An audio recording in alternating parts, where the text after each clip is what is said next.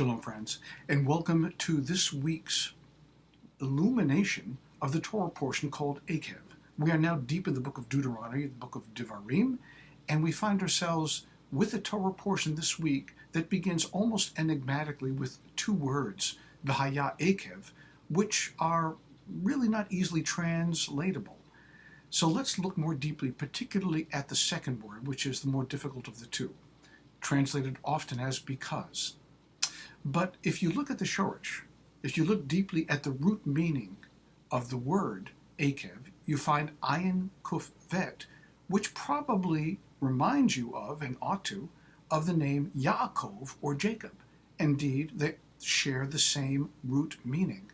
Jacob's name, Yaakov, you'll recall, means heel, because when he was born into this world, he was holding on to the heel of his twin brother Esau. So what does it mean, this week's Torah portion, when it says V'haya Ekev, if heel?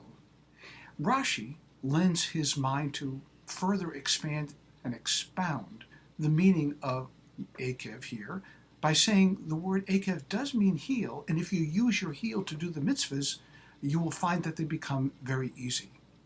There are always many different ways to approach Judaism.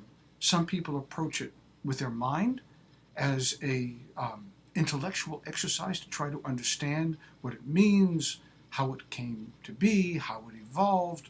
Do we observe it today? Does it have other meanings? However, Rashi's not taking that course of interpretation. His interpretation is much more pragmatic. His understanding is that if you use your heel to do the mitzvahs, they'll be easy. In other words, just do them. Not an intellectual exercise at all, but just a priori.